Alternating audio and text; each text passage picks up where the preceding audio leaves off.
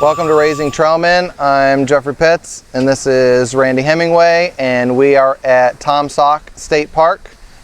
And behind us is Minnesauk Falls, and so Randy's going to tell you a little bit about us being here. Yeah, so in speaking with the adventurers, we chose this location. We've been to Southern Illinois for several recent hike-ins, so wanted to try a different area. So we landed on this spot because it did have a kind of more difficult rating to it, and we want to challenge ourselves, and but also it's got some pretty good elevation to it. This is the highest point in Missouri, the top of Taum Sauk Mountain, and but then also some really cool stuff to look at along the way. Yeah, it's March and they've been swimming in the water. It's a really nice day. It's up in the 60s, and behind us is the falls. It's like 100 feet tall. You can kind of see it all the way up at the top, and it comes down past us here. We actually, as a troop, one of our first hike-ins was here in March, I think 4 years ago, and we came in a little bit different route. Before, we parked out on the road, and there was like a spur that came in along another mountain, and we came down across into the Taum Sauk State Park. We actually ended up having I drove my van, and the other adult drove his vehicle, and while we were in here for 2 nights, we had the exhaust cut. So this time when we came, I talked to the park, and we made sure that we parked inside the park. So hopefully they're still good up there. But up on the mountain there's a nice little loop for like a day hike. It's a three-ish mile hike. So we did about 1.5 miles around to the falls. You come down the side of the hill here, and then this connects into the Ozark, the Mark Twain Ozark Trail, and this is called the Taum Sauk section, and that's spelled Taumsauk, Taum Sauk. So you're not allowed to camp right here at the bottom of the falls, but maybe 100 yards to the southwest of the falls, there was a nice spot, and people were here. We got here pretty late. What time we arrived? Maybe about 6 o'clock? Yeah. Friday night? Yeah. So about 6 o'clock. When we got to the top here, it was beautiful. It was like sunset, and it was kind of dusk as we were coming in. Yep. And so then we were looking for a campsite in the dark. Yeah. So made it tricky. Yeah, and there's also kind of like a psychological aspect to it when you've been walking for a while and it's dark and it's like, when is this ever going to end? Yeah. So, but God worked it out. There's a beautiful place, not the first campsite, but really the second campsite here. It's big enough to accommodate us. We've got 6 adults, 6 adventurers, and 6 navigators, and I think we have 10 tents and 4 hammocks, and all of that fit. We had to kind of squeeze it in, but it fit. It worked out really well.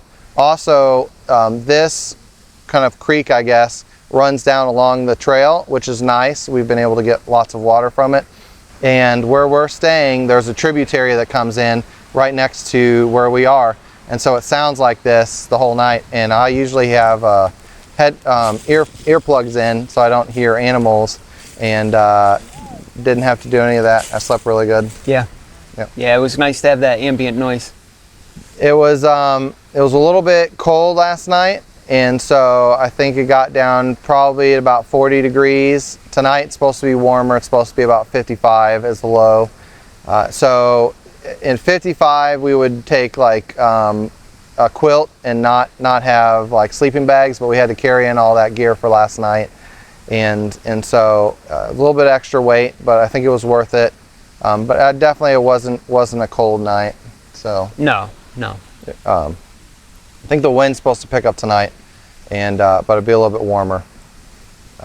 So you want to talk a little bit about devotions that we've gone through? Sure. Yeah. So at our regular weekly meetings, I've been addressing the topic of the glory of God, how we can, how the glory of God is man's primary purpose, right? And using the question from the Catechism, what is man's primary purpose? To glorify God and enjoy Him forever. Yeah. So I've got we'll recite that at the beginning of the devotional each week. And so I just kind of used some of we have a little bit more freedom as far as time goes when you're sitting around a campfire as opposed to trying to get through a weekly meeting. So just kind of expanded on some of that and talked about how we need to have an eternal view of the glory of God. We don't just want to see God glorified here. We're also glorifying God through all of eternity. Building up treasures in heaven. Yeah, building up treasures in heaven through what we do here. And then last night was just a beautiful, crystal clear skies. And you were out in the middle of the wilderness, and the stars were just incredible. Yeah, so, I think it's a new moon, so it was crystal clear. Yeah, and so we, one of the other men brought up the verse, "The heavens declare the glory of God," and it's just a really fitting verse for our situation that we were in.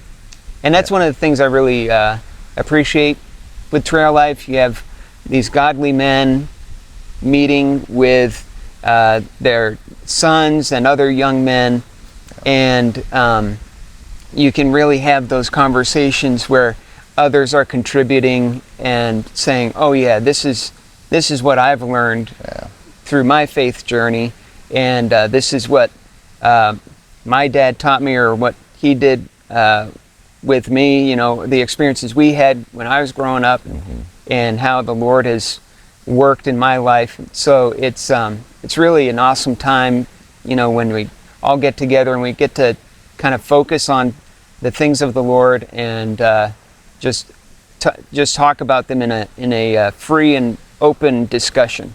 It's really a special time. Yep. One other thing for this camp out, in the fall we do a shorter camp out, and our goal is to get all the new navigators to go along with us, so we dip their toes in, they don't get overwhelmed. But we had a lot that weren't able to make it or chose not to go, and so it was a really big push this time to try to get them to come along with us. And we had 2 that have never been on hike-ins, which was awesome. One of the things that we find, and we've kind of had to learn this, I don't know that anybody really told us this, but boys tend to really one-up each other. And so when it's all boys and you've got boys that are going to everything, and the boys who maybe haven't been to it yet, you build up maybe like a big difference in skill set and in endurance, and it's very easy to allow that to become an issue. And so we were discussing earlier today put-offs and put-ons of really focusing with older boys that have the experience. Not only is it a question of don't belittle other people or put them down or discourage them in any way, but in fact you should be using that skill set to just push into them what you've learned, being encouraging, and also part of that's remembering where you came from. It's easy to forget that at some point we didn't know how to hike into anything, and we had to learn and struggle along the way. So there were some really cool times last night.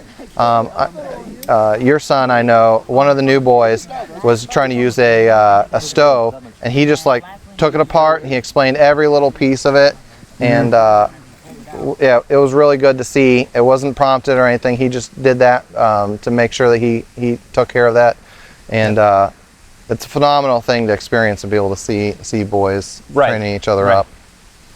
Yeah, that is one of the great benefits of just kind of sticking with it as you go through, work the program. You get a few years into it, you do the mentoring that the boys have received from the adult leaders. They start handing that off to the younger boys, and that's when it really starts to you start to see the fruit of the of your labors, so to speak.